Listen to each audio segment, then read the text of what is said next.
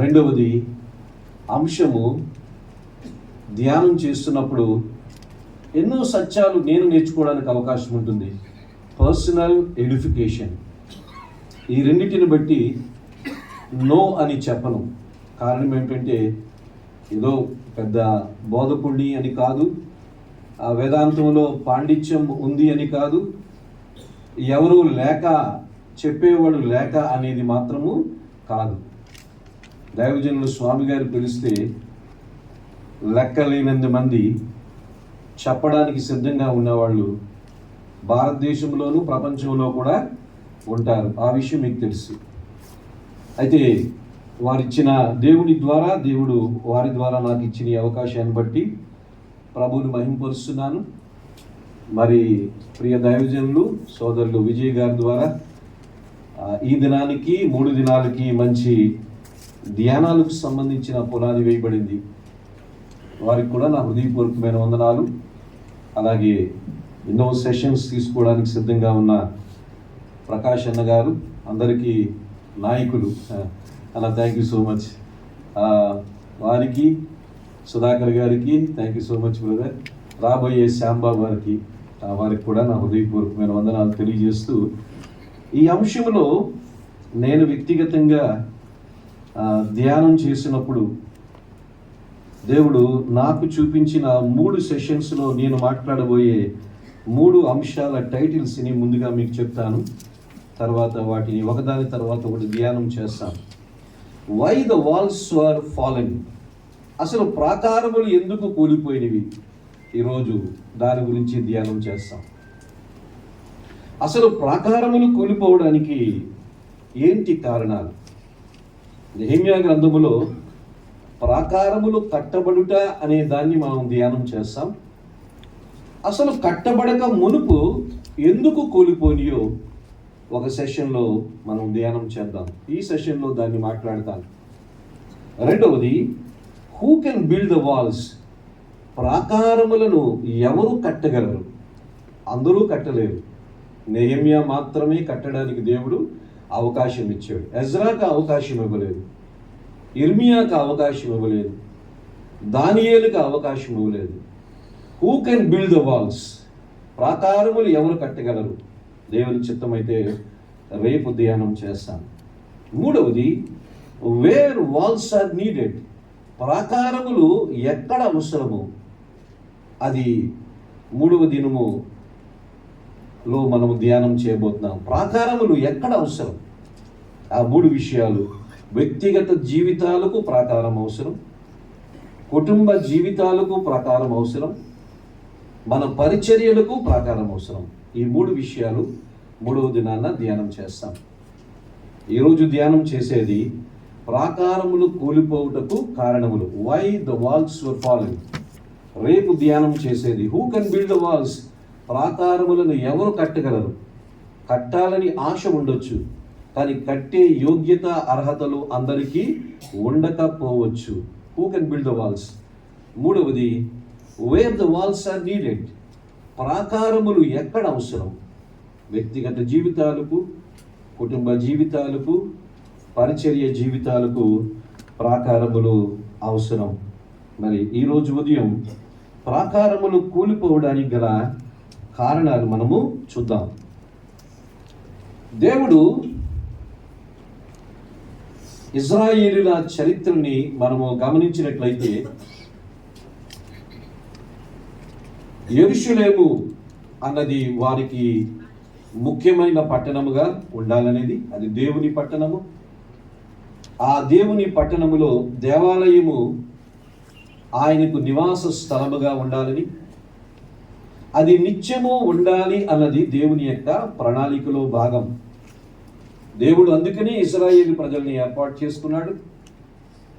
వారి ద్వారా దావీదు ద్వారా సొలొమోను, వారి ద్వారా దేవుడు యెరూషలేము పట్టణాన్ని కట్టబడ్డానికి, తదుపరి మందిరము దేవాలయము కట్టబడ్డానికి దేవుడు వీరందరినీ బలపరిచాడు, ప్రణాళికలు వేశాడు. మొత్తానికి దేవుని ప్రణాళికల్లో భాగంగానే మందిరము కట్టబడింది, యెరూషలేము పట్టణము కట్టబడింది. కానీ తర్వాత కాలంలో యెరూషలేము మందిరము కూలద్రోయబడింది, నేలమట్టము చేయబడింది, ప్రాకారములు గుమ్మములు పూర్తిగా నేలమట్టము చేయబడి కాల్చివేయబడినవి. విశేషం ఏమిటంటే మందిరాన్ని కట్టాలని దేవుడే ఆలోచన చేశాడు. తన నాయకుల ద్వారా మందిరాన్ని కూలద్రోయాలని దేవుడే ఆలోచన చేశాడు. యెరూషలేము పట్టణము కట్టాలని దేవుని ప్రణాళికలో భాగం. ఆ యెరూషలేము పట్టణము ధ్వంసము చెయ్యాలనేది కూడా దేవుని ప్రణాళికలో భాగమే. ఎందుకు దేవుడు తన ప్రణాళికలు ఏమైనా మార్చుకున్నాడంటే మార్చుకోలేదు. ప్రజల అవిధేయత, ప్రజల తిరుగుబాటు దేవుని ఆలయము కూల్చివేయబడ్డానికి కారణం. యెరూషలేము పట్టణపు ప్రాకారములు కూలద్రోయబడి గుమ్మములు కాల్చివేయబడ్డానికి ప్రజలే కారణం. అయితే దేవుడు అనుమతి ఇచ్చాడు. మన చుట్టూ ఉండే ప్రాకారములు, మన కుటుంబాల చుట్టూ ఉండవలసిన ప్రాకారములు, మన పరిచర్యల చుట్టూ ఉండవలసిన ప్రాకారములు, అవి దేవుని చిత్తములో భాగమే, ఉండాలని దేవుని చిత్తములో భాగం. కొన్నిసార్లు వాటిని పడగొట్టడములో కూడా దేవుని చిత్తము ఉంటుంది. కొన్ని విషయాలు ప్రకటన గ్రంథం నుంచి కూడా నేను మీకు తెలియజేస్తాను మధ్య మధ్యలో. అందుకని నెహెమ్యా గ్రంథము ప్రాకారములో కట్టబడిన గ్రంథం. ఎజ్రా గ్రంథములో జెరుబ్బెబెలు వారి ద్వారా దేవుడు మందిరాన్ని నిర్మించుకున్నాడు. నెహెమ్యా ద్వారా ప్రాకారాలను కట్టించుకున్నాడు. ఎవరి పని వారికే దేవుడు ఇస్తాడు. జెరుబ్బెబెలు పని నెహెమ్యా చేయడు, నెహెమ్యా పని జెరుబ్బెబెలు చెయ్యలేదు. చెప్పాలంటే వీరికన్నా అనుభవజ్ఞులు దానియేలు, ఇర్మియా, యెహెజ్కేలు ఉన్నారు. కానీ వారికి దేవుడు మందిరాన్ని కట్టే అవకాశం ఇవ్వలేదు, ప్రాకారములు కట్టే అవకాశం దేవుడు వారికి ఇవ్వలేదు. అయితే ప్రేరణ ఇచ్చి ప్రోత్సాహం ఇచ్చే అవకాశాలు దేవుడు ప్రవక్తలుగా ఉండే అవకాశం ఇచ్చాడు. దేవుడు ఒక్కొక్కరిని ఒక పని కొరకు నిర్ణయిస్తాడు. ఆ పనిలో దేవుడు వారిని వాడుకుంటాడు, వారినే వాడుకుంటాడు. వారు తప్ప దేవునికి ఇంకా ఎవరూ లేరా అంటే దేవునికి కోట్ల మంది ఉంటారు. కానీ వారిని వాడుకోవాలని దేవుని చిత్తములో భాగం కాబట్టి వారిని ఏదో ఒక రకంగా మరల్చి మోల్డ్ చేసైనా వారిని దేవుడు వాడుకుంటాడు. యోనాలాగా నినివేకి వెళ్ళమన్నాడు, తార్షీషుకు పారిపోతున్నాడు. నువ్వు కాకపోతే నాకు బోల్డ్ మంది ఉన్నారని ఇంకొక వ్యక్తిని దేవుడు సిద్ధం చేయలేదు. యోనానే మోల్డ్ చేశాడు, తన ప్రణాళికలో భాగంగా చివరి వరకు ఉంచుకున్నాడు. అందుకని దేవుడు ఒక్కొక్కరిని ఒక్కొక్క రీతిలో వాడుకుంటాడు. ప్రాకారములు పడిపోవడానికి గల కారణాలు దినవృత్తాంతాల 2వ గ్రంథము 36వ అధ్యాయము 11వ వచనం నుండి 21వ వచనం వరకు నేనే చదువుతున్నాను. మైక్ నా దగ్గర ఉంది కాబట్టి దినవృత్తాంతాల 2వ గ్రంథం 36వ అధ్యాయం 11వ వచనం నుండి 21వ వచనం వరకు చదివి క్లుప్తంగా ఒక 5-6 కారణాలు మనం చూద్దాం. సిద్కియా ఏలన ఆరంభించినప్పుడు 21 ఏండ్లు వాడై యెరూషలేములో 11 సంవత్సరములు ఏలెను. అతడు తన దేవుడైన యెహోవా దృష్టికి చెడు నడత నడుచుచు ఆయన నియమించిన ప్రవక్త అయిన ఇర్మియా మాట వెనకయు తాను తగ్గించు కొనకయు ఉండెను. మరియు దేవుని నామమును బట్టి తన చేత ప్రమాణము చేయించిన నెబుకద్నెజరు రాజు మీద అతడు తిరుగుబాటు చేశాను. అతడు మొండితనము వహించి ఇశ్రాయేలుల దేవుడైన యెహోవా వైపు తిరగక తన మనస్సును కఠినపరుచుకొనెను. అదియుగాక యాజకుల్లోనూ జనులలోనూ అధిపతులగు వారు అన్యజనులు పూజించు హేయమైన విగ్రహములు పెట్టుకొని బహుగా ద్రోహులై యెహోవా యెరూషలేములో పరిశుద్ధపరిచిన మందిరమును అపవిత్రపరిచిరి. వారి పితరుల దేవుడైన యెహోవా తన జనుల యందును తన నివాస స్థలమందును కటాక్షము గలవాడి వారి యొద్దకు తన దూతల ద్వారా వర్తమానం పంపుచూ వచ్చెను. ఆయన పెందల కడే లేచి పంపుచూ వచ్చినను వారు దేవుని దూతలను ఎగతాళి చేయుచు ఆయన వాక్యములను తృణీకరించుచు ఆయన ప్రవక్తలను హింసించుచు రాగా నివారింప శక్యము కాకుండా యెహోవా కోపము ఆయన జనుల మీదకు వచ్చెను. ఆయన వారి మీదికి కల్దీయుల రాజును రప్పింపగా అతడు వారికి పరిశుద్ధ స్థలముగానున్న మందిరములోని వారి యవనులను ఖడ్గము చేత సంహరించెను. అతడు యవనులు ఎందైనను, యువతలు ఎందైనను, ముసలివారి ఎందైనను, నెరసిన వెంట్రుకలు గల వారి ఎందైనను కనికరింపలేదు. దేవుడు వారినందరినీ అతని చేతి అప్పగించెను.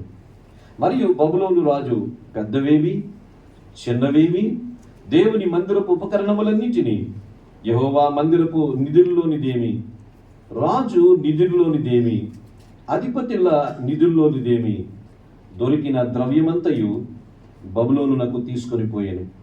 అదియుగాక కల్దీయులు దేవుని మందిరమును తగులబెట్టి యెరూషలేము ప్రాకారమును పడగొట్టి దాని యొక్క నగరులన్నిటినీ కాల్చివేసిరి.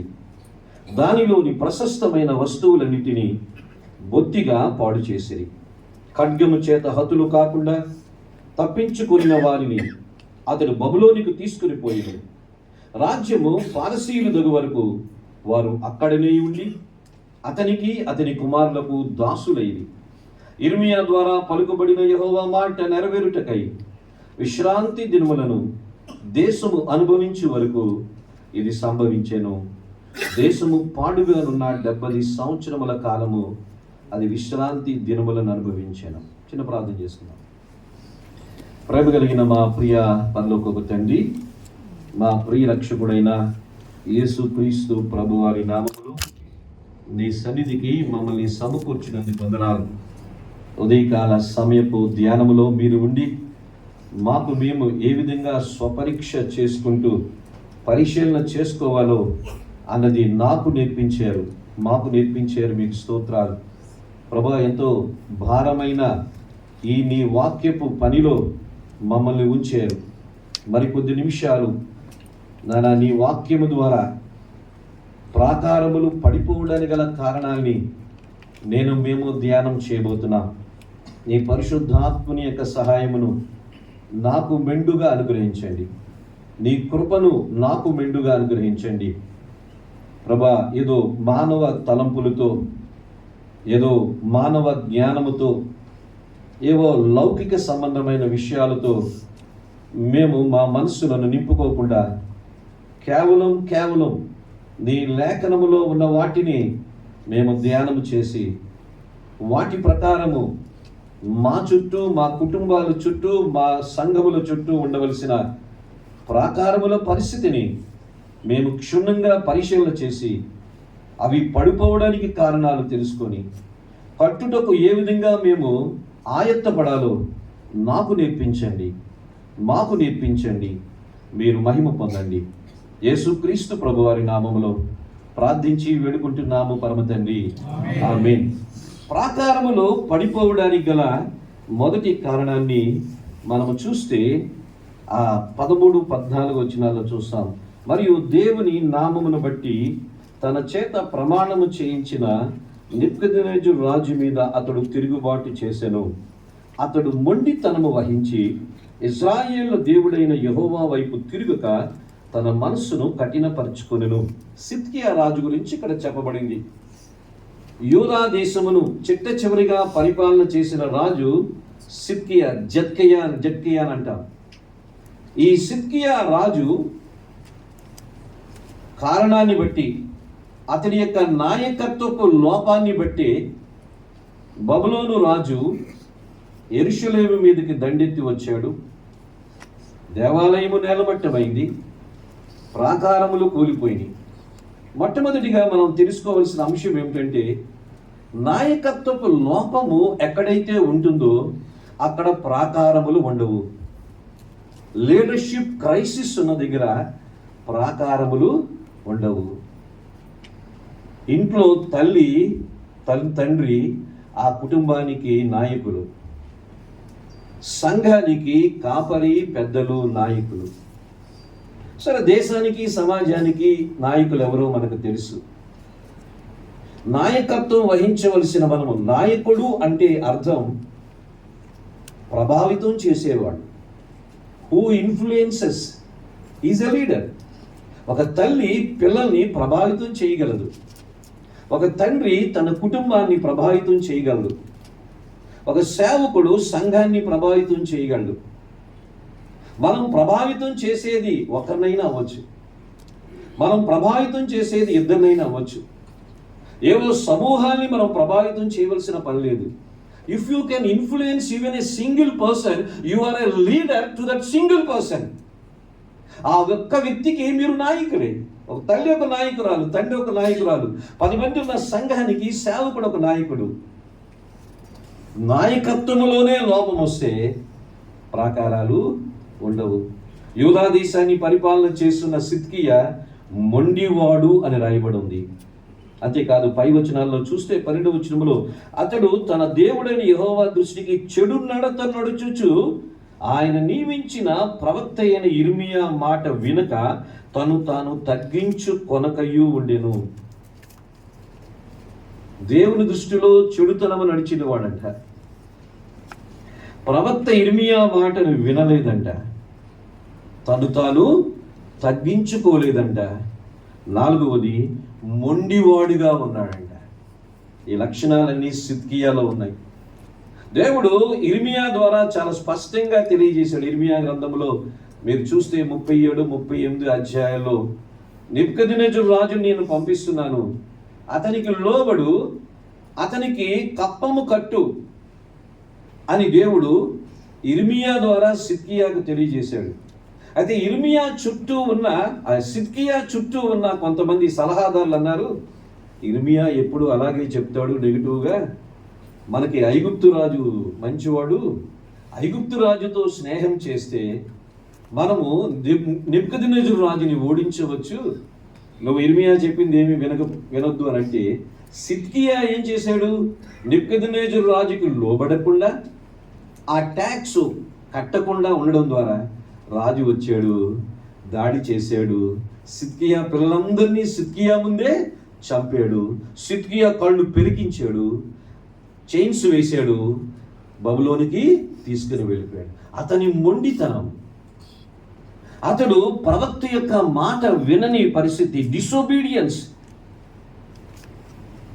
అవిధేయత, హంబుల్నెస్ లేకపోవడం, తగ్గింపు లేకపోవడం, దేవుని దృష్టిలో అన్ఫెయిత్ఫుల్నెస్, చెడుతనము జీవించిన వాడు. ఒక నాయకుడు దేవుని దృష్టిలో చెడుగా జీవిస్తే, ఒక నాయకునికి తగ్గింపు లేకపోతే, ఒక నాయకుడు ప్రవక్త మాట అనగా దేవుని వాక్యానికి లోబడకపోతే, ఒక నాయకుడు ఎప్పుడైతే ప్రైడ్ మొండివాడిగా తయారైతే ప్రాకారములు కూలిపోయినట్టే. ఎవడో వచ్చి కోల్చవలసిన పని లేదు. ఈ లక్షణాలు ఉన్న చోట ప్రాకారములు ఉండవు. ఈ లక్షణములు ఉన్న చోట ప్రాకారములు ఉండవు. అందుకని లీడర్షిప్ క్రైసిస్ అన్నది ప్రాకారములు లేకపోవడానికి గల కారణం. దేవుడు ఒక సేవకుడిగా మనల్ని ఉంచాడు అంటే మనము తగ్గింపుతో ఉండాలి, మనము దేవుని వాక్యానికి లోబడాలి, మనం ఎంతో దేవుని మాటలు వినాలి. మొండివాడుగా కాకుండా నేర్చుకునే స్వభావం కలిగి ఉండాలి. మొండివాడు అంటే మూర్ఖుడు తన పట్టిన కుందేలుకి 3 కాళ్ళే అంటాడు. నాయకుడు నేర్చుకునేవాడు, నేర్పించేవాడు. నేను నేర్చుకునేవాడిగా ఉండాలి, నేను నేర్పించేవాడిగా ఉండాలి. లేకపోతే ఈ లక్షణాలు మన ప్రాకారాల్ని కూల్చివేయడానికి కారణాలు అవుతాయి. చాలా సందర్భాల్లో మన ప్రాకారములు కూలిపోవడానికి నెబుకద్నెజరుని కారణంగా చూపిస్తాం, హైందవ మతాన్ని కారణంగా చూపిస్తాం, హైందవ మత ఛాందసవాదుల్ని కారణంగా చూపిస్తాం. ఎవరో ఫలానా పార్టీ వాళ్ళు మన ప్రాకారములు కూల్చివేస్తున్నారని కారణం చూపిస్తాం. అవును, దేవుడు నెబుకద్నెజరుని పంపించాడు. కారణం నాయకత్వపు లోపము యూదా దేశములో ఉంది. అందుకని దేవుడు నెబుకద్నెజరుని పంపించాడు పాఠం నేర్పించడానికి. మనలో నాయకత్వపు లోపం ఉంటే దేవుడు ఎవరినైనా పంపిస్తాడు. నెబుకద్నెజరు లాంటి వాడిని దేవుడు మన దేశంలో కూడా పంపిస్తాడు. ఎందుకు పంపిస్తున్నాడంటే మనకు పాఠాలు నేర్పించడానికి. చాలా సందర్భాల్లో వాళ్ళు మన మీదకి వస్తున్నారని మనము భావిస్తున్నామే కానీ దేవుడు వారిని ఎందుకు అనుమతిస్తున్నాడు మన మీదకి, అది మనలో ఉన్న లోపం ఏంటో పర్సనల్ అసెస్మెంట్ అన్నట్టుగా, లేకపోతే మన ప్రాకారములు కూలిపోయిన స్థితిలోనే ఉంటాయి, ఎప్పటికీ కట్టుకోలేము. మనం నెబుకద్నెజరునే బ్లేమ్ చేస్తున్నాం. నెబుకద్నెజరు రావడానికి కారణం యూదారాజులు అన్నది ఎప్పుడు మనము జ్ఞాపకం చేసుకోకపోతే అసెస్మెంట్ అనేది ఇందాక చెప్పినట్టుగా దైవజనులు ఇలాగే ఉంటారు. Leadership crisis. ఒక తల్లి ఒక తండ్రి ఇంటికి నాయకత్వాన్ని ఇవ్వాలి. విజయ్ సోదరులు మా నాన్న అంటాడు, ఎంత ముద్దుగా ఆ మాట ఉంటుంది. He was so influenced by his father. Wonderful. తండ్రి గారి ద్వారా ఎంత ప్రభావితం చెందారో, అలాగా తల్లిగా తండ్రిగా మన కుటుంబానికి మంచి ఆధ్యాత్మిక నాయకత్వం ఇవ్వగలుగుతున్నామా? మన సంఘానికి మంచి ఆధ్యాత్మిక నాయకత్వం ఇవ్వగలుగుతున్నామా? దేవుడు ఒక కాపరిగా, ఒక సువార్థికుడిగా వివిధ రకాలైన పరిచర్యల్లో మనం పెట్టినప్పుడు మనము అప్పగింపబడిన పనిలో ఒక నాయకుడిగా వ్యవహరించాలి కదా. వ్యవహరించవలసిన మనము ఆ నాయకత్వపు లక్షణాలు లిస్ట్ ఏమీ నేను చెప్పడం లేదు, సిద్కియాలో ఉన్నవే చెప్తున్నాను. మనకుంటే మన ప్రాకారములు బాగానే ఉంటాయి, లేకపోతే మన గోడలు పడిపోవడానికి మనమే కారణం. Leader is the reason for fallen walls. Leader is the reason for the fallen walls. ప్రాకారములు పడిపోవడానికి నాయకుడే కారణం, నెబుకద్నెజరు కాదు. ఆ రోజు ఆ నాయకుడు సిద్కియా అవ్వచ్చు, ఈరోజు ఆ నాయకుడు నేనే కావచ్చు. ఈరోజు సంఘాలు, క్రైస్తవ్యం ఈ విధంగా అస్తవ్యస్తంగా అయిపోవడానికి, చిన్నాభిన్నం ఇంత దారుణంగా అయిపోవడానికి కారణము మన కొమ్మని మనమే నరుక్కుంటాం కదా. అందుకని ప్రాకారములు కూలిపోయినట్టు నెబుకద్నెజరు కారణం కాదు, సిద్కియాలాగా మనమే కాదు. నెంబర్ 1. ఇంకా దాని గురించి ఎక్కువగా చెప్పను. రెండవది, మనం చూసినట్లయితే ప్రాకారములు కూలిపోవడానికి రెండవ కారణము 14వ వచనం చదువుతున్నాను. అదియుగాక యాజకుల్లోను జనుల్లోను అధిపతులకు వారు అన్యజనులు పూజించు హేయమైన విగ్రహములు పెట్టుకొని బహుగా ద్రోహులై యెహోవా మందిరంలో పరిశుద్ధపరిచిన మందిరమును అపవిత్రపరిచిరి. టెంపుల్ డిఫైల్మెంట్ అంటాం. మందిరము అపవిత్రము చేయబడింది. ప్రాకారములు కూలిపోవడానికి రెండవ కారణము మందిరం అపవిత్రం చేయబడింది. విగ్రహాలు మనషే కాలంలో అంతవరకు ఇజ్రాయెల్ దేశంలో బాహ్యంగా విగ్రహాలు ఉండేవి. ఈ మనష్య అనేవాడు ఎంత భయంకరుడు అంటే విగ్రహాన్ని దేవాలయం లోపలికి తెచ్చేసాడు. మీకు ఒక మాట చెప్తాను, ఈ రోజున మన మందిరములో విగ్రహాలు లేవా? మన దేహములో విగ్రహాలు లేవా? అన్యుల విగ్రహాలు బయట ఉంటాయి, క్రైస్తవుల విగ్రహాలు లోపల ఉంటాయి. లేవా మన మందిరాల్లో విగ్రహాలు? విగ్రహం అంటే 4 నిర్వచనాలు చెప్తున్నాను చూడండి. విగ్రహం అంటే దేవుని కన్నా దేన్ని ఎక్కువ ప్రేమించిన విగ్రహమే, లవింగ్ మోర్ దెన్ గాడ్. రెండవది, దేవుని కన్నా దేనికి ఎక్కువ భయపడిన విగ్రహమే, ఫియర్ మోర్ దెన్ గాడ్. మూడవది, దేవుని కన్నా ఎక్కువ సమయం దేనికి కేటాయించిన విగ్రహమే, spend time more than God. దేవుని కన్నా ఎక్కువ సమయం. నాలుగవది, సర్వ్ మోర్ దెన్ గాడ్. దేవుని కన్నా ఎక్కువ దేనికి సేవ చేసిన విగ్రహమే. మనం అన్యుల విగ్రహం అంటాం. మన విగ్రహాలు, వాళ్ళ విగ్రహాలు చాలా బెటర్, బయటే ఉంటాయి. మన విగ్రహాలు లోపల ఉంటాయి. దేవుని కన్నా దేన్ని ఎక్కువ ప్రేమించిన, దేవుని కన్నా దేనికి ఎక్కువగా భయపడిన, దేవుని కన్నా దేనికి ఎక్కువ సమయాన్ని గడిపిన, దేవుని కన్నా దేన్ని ఎక్కువ సేవ చేసిన విగ్రహం అవుతుంది. మరి చెప్తున్నట్టుగా పాతకాలపు సేవకులు మన ముందే మనందరికన్నా అనుభవజ్ఞులు పెద్దవాళ్ళు ఉన్నారన్న, వాళ్ళు బైబిల్ చదవడం, ప్రార్థన చేయడం, దీనికి తప్ప ఇంకో పనులు వాళ్ళకి ఏమీ లేవు. ఈ రోజున అయి తప్ప అన్ని పనులు మనకున్నాయి. అపోస్తలుల కార్యం 6వ అధ్యాయంలో అంటాడు పౌలు, మేము దేవుని వాక్యములోను ప్రార్థనలోనూ ఎడతెగక ఉండాలంట. మిగతా పనులు చేసుకోవడానికి పరిచారకులు ఉన్నారు, కానీ ఈరోజు అన్ని పనులు మనమే చేసుకోవాలి.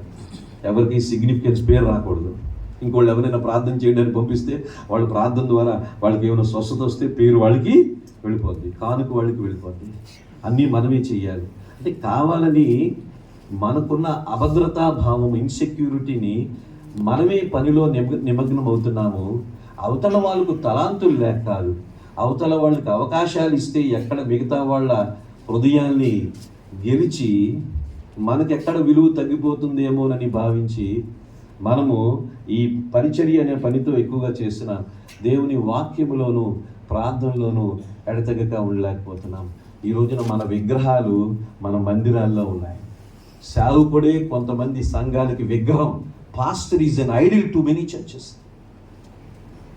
నా చర్చ్ మెంబర్స్ కొంతమంది వచ్చారు. వాళ్ళకి ఎప్పుడు చెప్తాను, మీరు నాకు అకౌంటబుల్, నేను మీకు అకౌంటబుల్. నేను మీకు జవాబుదారిని, మీరు నాకు జవాబు. It's mutual. నేను మీకు బాస్ని కాదు. వచ్చారు అడగండి. నేను మీకు బాస్ని కాదనేవాడు. నేను మీకు బాస్ కాదు. మనందరికి ఆయనే బాస్. సేవకుడు విగ్రహం అయిపోయాడు. కొన్నిసార్లు సంఘం విగ్రహం అయిపోయింది. కొన్నిసార్లు డినామినేషన్ విగ్రహం అయిపోయింది.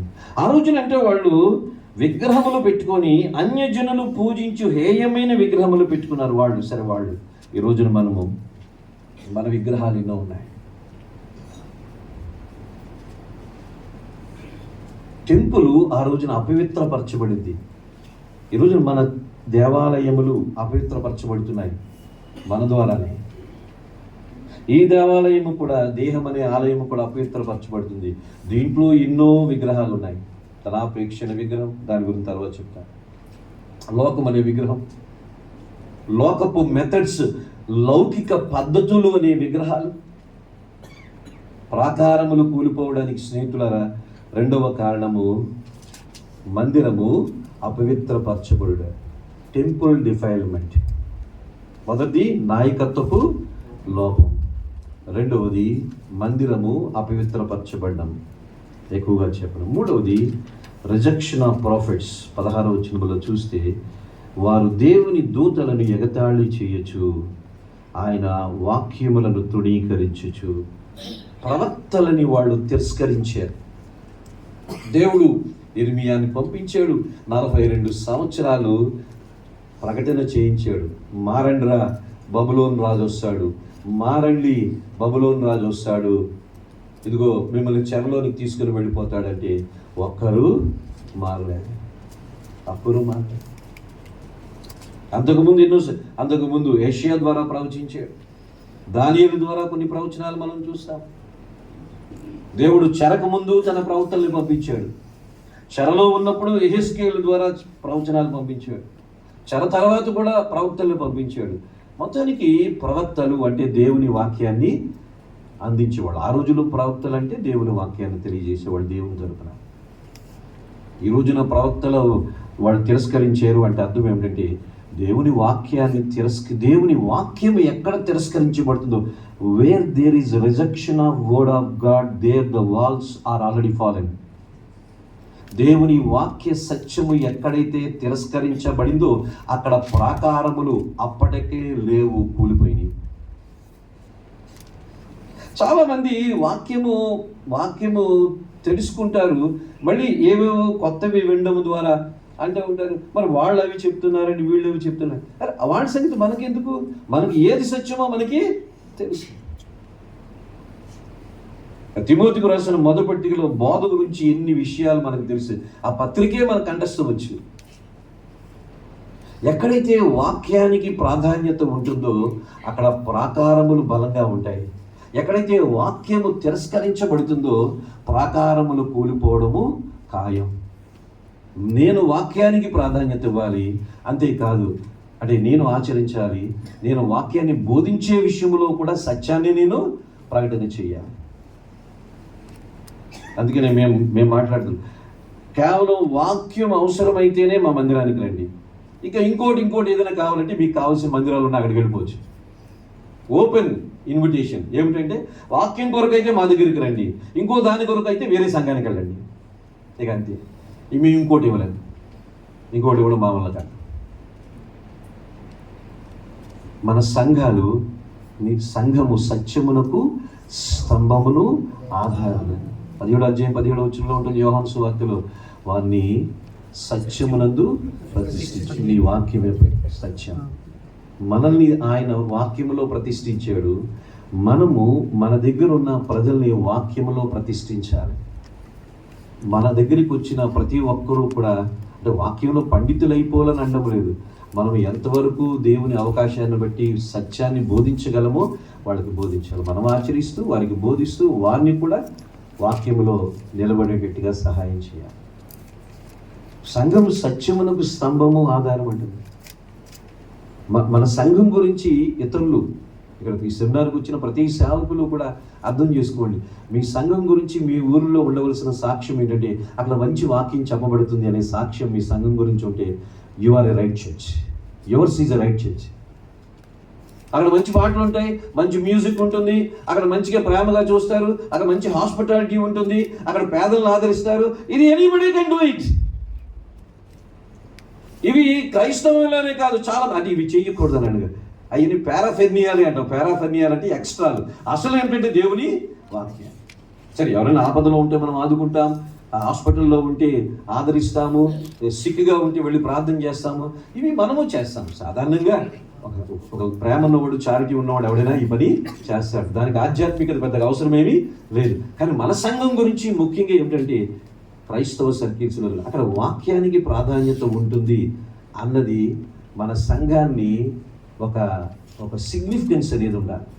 సరే, సహవాసం అది ఎలాగో ఉంటుంది, దాన్ని మనం తగ్గించడం లేదు. వాక్యం కాకుండా ఇక దేని గురించి అయినా మన సంఘాన్ని గురించి మాట్లాడితే సంఘము సత్యమునకు స్తంభం కాదు, ఆధారం కాదు. అందుకని ఆ తిమోతికి రాసిన మొదటి పత్రిక 3వ అధ్యాయంలో 15-16 సంఘము సత్యమునకు స్తంభమును ఆధారం అంటూ, ఆ మొదటి వచనం 7వ వచనములో ఆ సంఘము సత్యమునకు స్తంభము ఆధారం ఎప్పుడు అవుతుందంటే, అక్కడ అధ్యక్షులైన వారు, పెద్దలైన వారికి పలానా లక్షణాలు ఉంటేనే ఆ సంఘము సత్యమునకు స్తంభము ఆధారం అవుతుంది. అంటే అది సేవకుడి మీదే ఆధారపడుతుంది. ఆ రోజున వాళ్ళు ప్రవక్తలు, రిజెక్షన్ ఆఫ్ ప్రాఫిట్స్ అంటారు, ప్రవక్తలను తృణీకరించారు. అంటే దేవుని వాక్యమును తృణీకరించారు. ప్రాకారములు కూలిపోవడానికి కారణం ఏంటంటే, where there is rejection of word of God, there the walls will be always falling. మీరంతా కట్టడానికి ప్రయత్నం చేయండి, వాక్యం లేకపోతే ప్రాకారములు కట్టబడవు. వాక్యం వాక్యం వాక్యం. There is no substitute for the word of God. Even prayer, అంటే ప్రేయర్ తగ్గించడం లేదు. వాక్యమును బట్టే సరైన ప్రార్థన చేయగలము. సరైన వాక్యం లేకపోతే సరైన ప్రార్థన కూడా మనము చేయగలము. నీకు తెలుసా, బైబిల్ విషయంలో ప్రార్థనలు నిలువ మోకాలు వేసి బైబిల్లో విషయంలో ప్రార్థన చేస్తారు. అంటే దాదాపు అరగంట 45 నిమిషాలు నిలువుటి మోకాలు వేసి ప్రార్థన చేస్తారు. కానీ వాక్యం గుడుసున్నా అక్కడ. అంటే అదంతా కూడా సెల్ఫిష్ ప్రేయర్, స్వార్థంతో చేసేది, అవసరాల కొరకు చేసేది. కానీ వాక్యం ఆధారంతో ప్రార్థన చేసామనుకోండి, అది దేవుని చిత్తంలో జరుగుతుంది. వాక్యం లేకుండా ప్రార్థన చేస్తే అది స్వచిత్తం మీద జరిగేది, అవసరాల కొరకు జరిగేది. వాక్యానికి ప్రాధాన్యత ఇవ్వాలి. ప్రాకారములు కూలిపోవడానికి 3వ కారణము, దే రిజెక్టెడ్ ప్రాఫిట్స్. ప్రవక్తలను తిరస్కరించారు. సరే, ఇంకెక్కువ చెప్పలేను. అంతేకాదు, ఇంకా కొంచెం ముందుకు వెళితే వాళ్ళు ఆయన ప్రవక్తలను హింసించుచు రాగా నివారింప సఖ్యం. ప్రవక్తలను హింసించి, పెర్సిక్యూటెడ్ ప్రాఫిట్స్. ఇర్మియాను ఏం చేశాడు? సిద్కియా ఆ బురద గుంటలో వేశాడు. ఇర్మియా మాట విన్నట్లయితే సిద్కియా చక్కగా నెబుకద్నెజరు రాజుకి కప్పం కట్టేవాడు. నెబుకద్నెజరు రాజు క్రీస్తుపూర్వం 587వ సంవత్సరంలో వచ్చేవాడు కాదు, దేవాలయాన్ని కూల్చేవాడే కాదు, ప్రాకారములు పడదోసేవాడు కాదు. అంత హ్యాపీగా ఉండేది. కానీ ఇర్మియా మాట వెళ్ళాడు. అంతేకాదు, ప్రవక్తని తన స్నేహితుడు చెప్పిన మాటను బట్టి హింసించాడు, బురద గుంటలో వేసాడు. అసలు చంపాలనుకున్నాడు. ప్రవక్తలను హింసించాడు. ఏంటి ఈ మాటకు అర్థం? 4వది, ప్రవక్తలు అంటే దేవుని తరపున ప్రతినిధులు. వాళ్ళు దేవుని వాక్య సత్యాన్ని చెప్పేవాళ్ళు. ప్రవక్తకి, యాజకునికి కొన్ని వ్యత్యాసాలు ఉన్నాయి, మీకు కూడా తెలుసు. యాజకుడు స్థిరమైన స్థలంలోనే ఉంటాడు.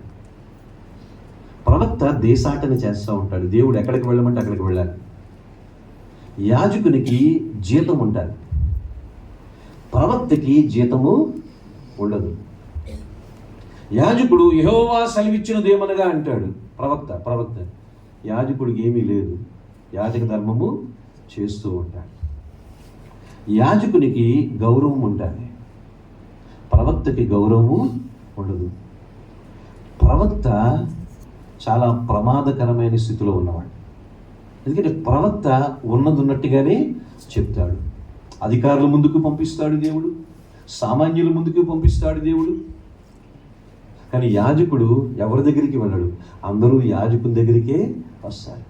అందుకని prophetic ministry is most tough and dangerous ministry యాజకత్వం కన్నా ఆ రోజుల్లో. అందుకని చాలామంది ప్రవక్తలు ఏమయ్యారు? యెషయా ప్రవక్త హింసించబడ్డాడు, చంపబడ్డాడు. ఇర్మియా ప్రవక్త కూడా చంపబడ్డాడు. తర్వాత ఐగుప్తుకి వెళ్ళిపోవడం జరిగింది. ప్రవక్తలందరూ కూడా హింసల గుండా వెళ్ళారు. ఎందుకంటే ప్రవక్తలు దేవుని మాటని ఉన్నట్టుగా చేసి చెప్పేవాడు. ఆ రోజున ప్రవక్తలను వాళ్ళు హింసించారు. ఈ రోజున క్రైస్తవులు ప్రవక్తలను హింసిస్తున్నారు. అంటే ఏంటో చెప్పమంటారా? సత్యవాక్యం చెప్పేవాళ్ళు ఎవరో ఇన్వైట్ చేయరు. ఇది ఒక రకమైన హింసే. ఇది ఫిజికల్ పెర్సిక్యూషన్ కాదు, ఇది మానసిక హింస కాదు, ఇది భౌతిక హింస కాదు, ఇది ఓన్లీ మెంటల్ పెర్సిక్యూషన్, మానసిక హింస. అనుకూలమైన ప్రసంగికులు ఇక్కడ మీరు వచ్చారు, సెమినార్కి చాలామంది వచ్చారు. మీలో చాలామంది నాకు తెలియదు, నేను మీకు చాలామంది తెలియదు. ఇన్ని వాక్యాలు వింటున్నారు. రేపు పొద్దున్న మీటింగ్లు పెడితే మీరు వాక్యం పిలుచుకోవడానికి ఎవరు పిలుస్తారు? ఇక్కడికి వచ్చి మీరు ఎన్ని వాక్యాలు విని రేపొద్దున మీ చర్చస్లో మీరు మీటింగ్లు పెట్టుకున్నప్పుడు పలానా ఆయన మంచి వాక్యం, ఎవరో ఒకరు మీకు నచ్చిన వాడు మంచి వాక్యం, సత్యవాక్యం, కొంచెం గాయపరిచే వాక్యమే, కఠినమైన వాక్యమే అయినా ఆయన్ని పిలుచుకుందామని అంటారా? మీకు నచ్చిన వాళ్ళు మీరు పిలుచుకుంటారా?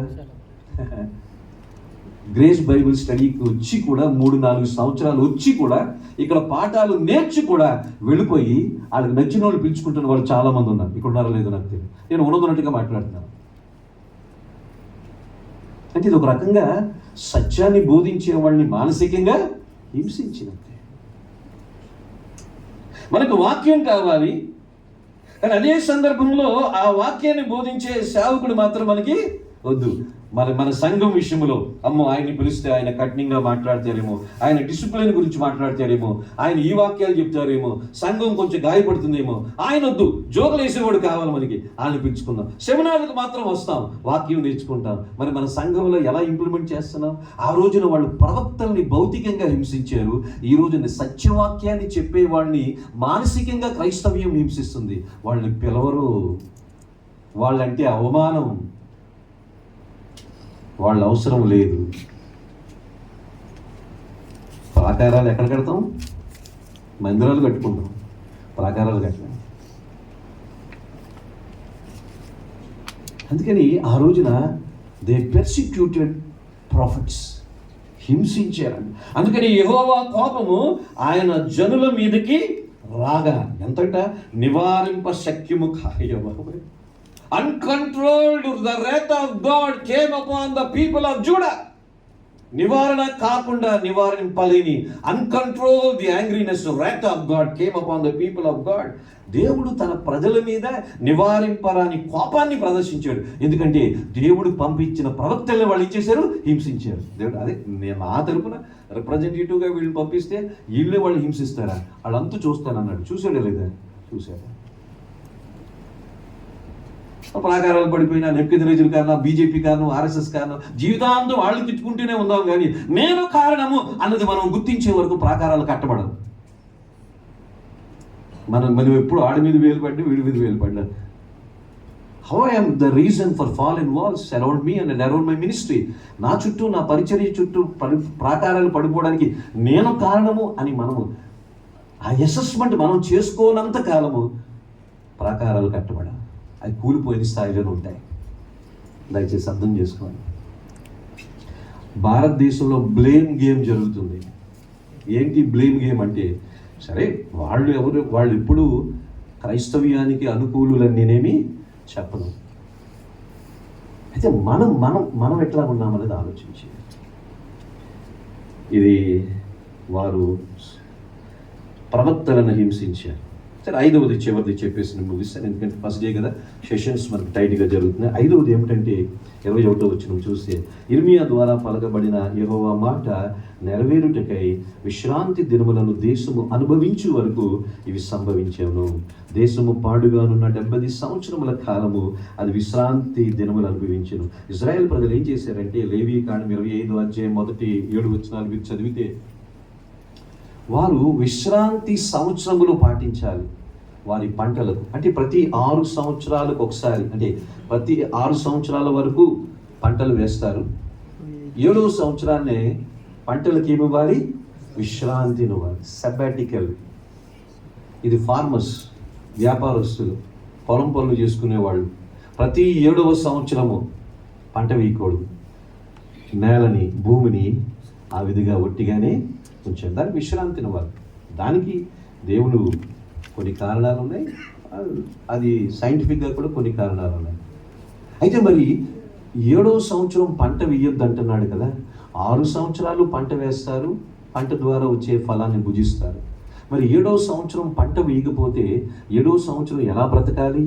అందుకని దేవుడు ఏం చేశాడంటే 6వ సంవత్సరమే 7వ సంవత్సరానికి కావలసిన డబుల్ బ్లెస్సింగ్ ఇచ్చేవాడు. అంటే 6వ సంవత్సరానికి కావలసిన ఫలము, 7వ సంవత్సరానికి కావలసిన ఫలము 6వ సంవత్సరం పంటలోనే ఇచ్చేవాడు. అందుకే 7వ సంవత్సరం వాళ్ళకి పంట వేయకపోయినా అవసరమైన ఫలము వారికి ముందుగానే 6వ సంవత్సరంలోనే దేవుడు ఇచ్చేవాడు. కానీ ఇజ్రాయేల్ ప్రజలు ఏం చేసేవారంట? మొదటి సంవత్సరం వేశారు, 2వ సంవత్సరం వేశారు, 3వ సంవత్సరం, 4, 5, 6, 6వ సంవత్సరంలో డబల్ వచ్చింది. 7వ సంవత్సరం విడిచిపెట్టకుండా 7వ సంవత్సరం కూడా వేసేసారు. అలాగూ దరిదాపు 490 సంవత్సరాలు వేసినట్టుగా మనం చూస్తాం. అంటే వ్యాపారపు దృక్పథం, కమర్షియల్ మైండ్ అంటాం దీన్ని, కమర్షియల్ మైండ్. దేవుడు అంటాడు, అందుకని దేశము పాడుగానున్న 70 సంవత్సరం కాలం. దేవుడు 70 సంవత్సరాలు చెర అన్నది ఎందుకు నిర్ణయించాడంటే, ఇజ్రాయేలు ప్రజలు, ఆ దేశము దాదాపు 490 సంవత్సరాలు వాళ్ళు సబ్బాతు సంవత్సరాల్ని పాటించలేదు, సబ్బాటికల్ ఇయర్స్ని పాటించలేదు. ప్రతి 7 సంవత్సరాలకి విశ్రాంతి ఇవ్వాలి. అలాగూ 490 సంవత్సరాలు ఒకేసారి కాకుండా అంచెలంచెలుగా వాళ్ళు పాటించలేదు. దేవుడు లెక్కలు కట్టాడు, వీళ్ళు ఎన్ని సంవత్సరాలు ఈ విశ్రాంతి సంవత్సరాలు ఈ పంటలకి పాటించలేదని చూస్తే మొత్తానికి 70 వచ్చింది. 70 సంవత్సరాలు వీళ్ళు ఏం చేశాడు? చెరలోకి పంపించాడు. అంటే వాళ్ళు ఆ వ్యాపారపు దృక్పథం బాగుంది. దేవుడిచ్చే ఆశీర్వాదాలు, 6వ దినము 2 వంతుల ప్రతిఫలం, 7వ సంవత్సరం ఆ వచ్చిన ప్రతిఫలం. ఈ విధంగా కమర్షియల్ మైండ్ వారిలో వచ్చింది. దేవుడు అందుకే నెబుకద్నెజరును పంపించాడు, దేవాలయాన్ని కూల్చివేశాడు, ప్రాకారములు కూల్చివేయబడ్డాయి. జాగ్రత్తగా 5వ పాయింట్, చివరి పాయింట్ చెప్తున్నాను. ఎక్కడైతే వ్యాపారపు దృక్పథం ఉంటుందో సంఘాల్లో, అక్కడ ప్రాకారాలు ఉంటాయి. కమర్షియల్ మైండ్, మినిస్ట్రీలో కమర్షియలైజేషన్. ఒక సేవకుల్లో ఎప్పుడైతే కమర్షియల్ మైండ్ ఉంటుందో అక్కడ ప్రాకారాలు ఉండవు.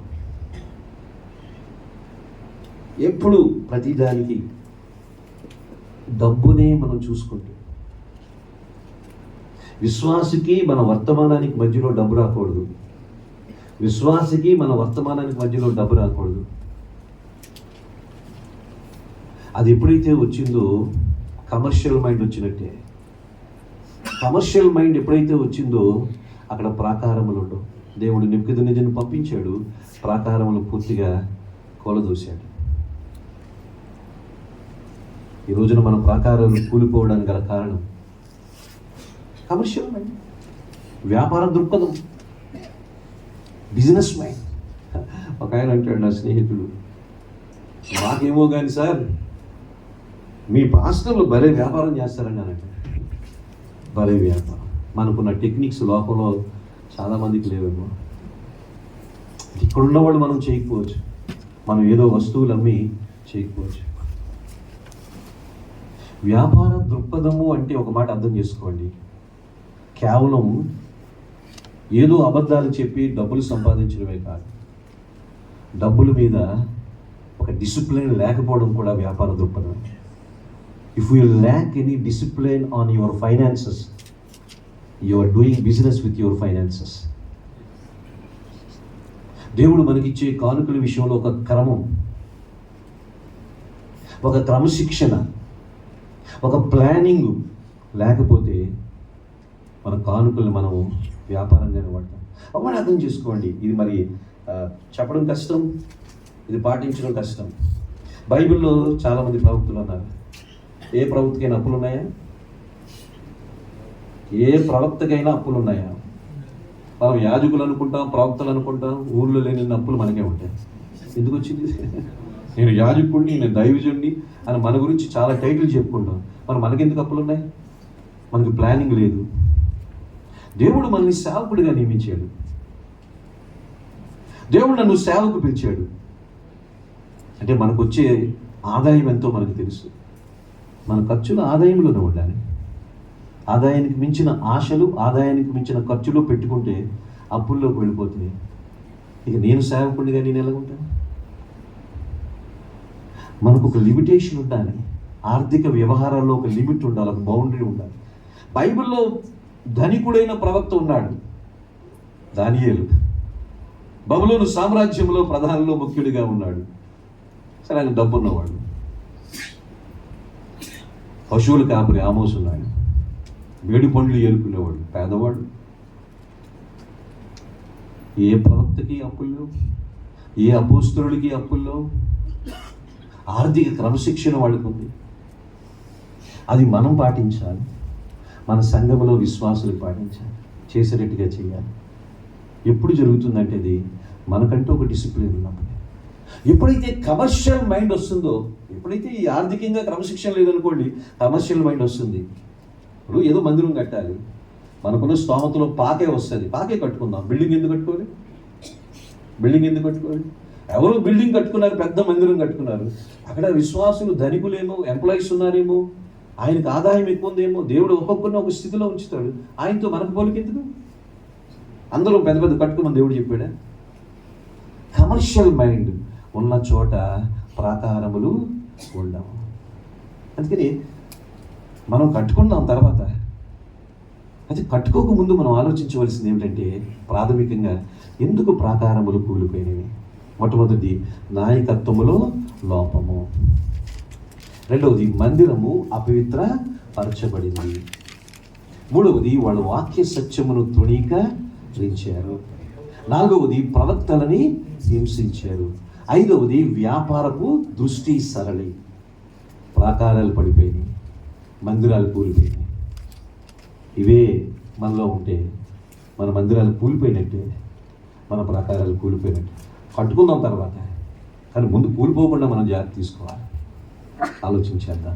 వీటిని మరొకసారి మీరు ధ్యానం చేయాలి. ఎన్నో తలంపులు వస్తాయి. మంచిది, కళ్ళు మూసుకోండి, ప్రార్థన చేసుకుందాం.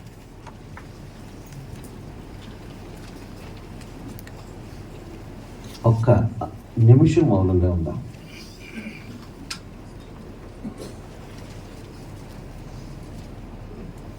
మందిరం కట్టేవాళ్ళు ఉన్నారు, ప్రాకారాలు కట్టేవాళ్ళు ఉన్నారు.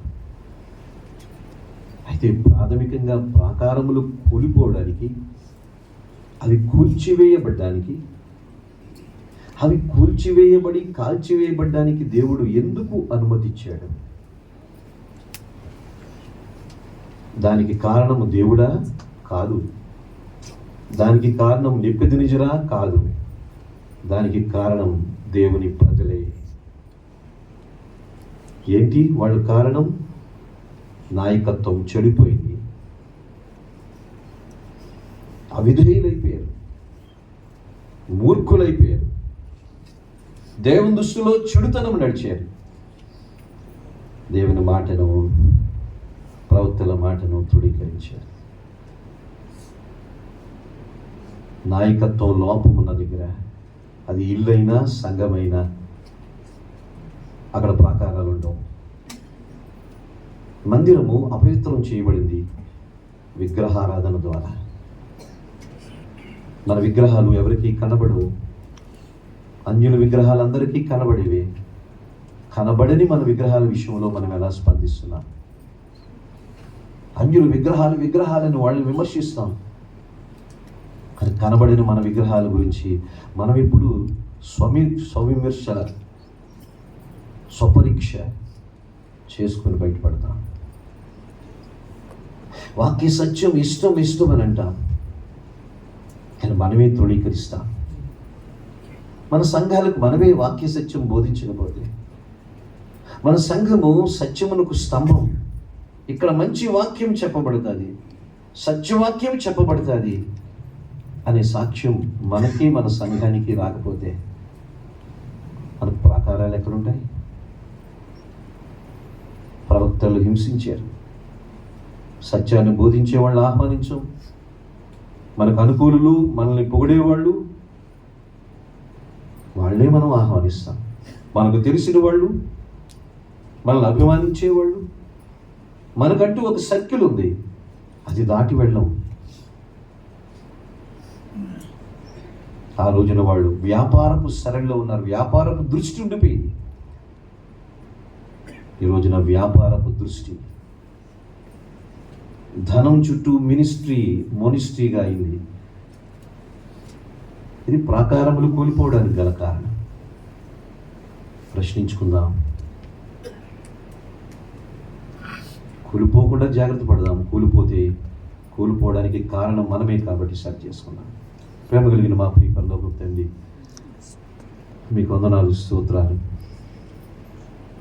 ప్రాకారములు మీరే కట్టించారు, మందిరం మీరే కట్టించారు, ప్రాకారములు మీరే కట్టించారు, పట్టణం మీరే కట్టించారు. కానీ మందిరం కూల్చివేయబడ్డానికి, ప్రాకారములు కూల్చివేయబడ్డానికి, ద్వారములు కాల్చివేయబడ్డానికి మీరే అనుమతి ఇచ్చారు. కారణం ప్రజలు, ఈరోజు కారణం మేము అని ఒప్పుకుంటున్నాం. మీ సహాయాన్ని కోరుకుంటున్నాం, మీ కృపను కోరుకుంటున్నాం. తిరిగి కట్టబడ్డానికి, మేము ఆయుత్తం అవడానికి సహాయం చేయమని యేసుక్రీస్తు వారి నామములో ప్రార్థించి వేడుకుంటున్నాం పరమ తండ్రి. ఆమేన్.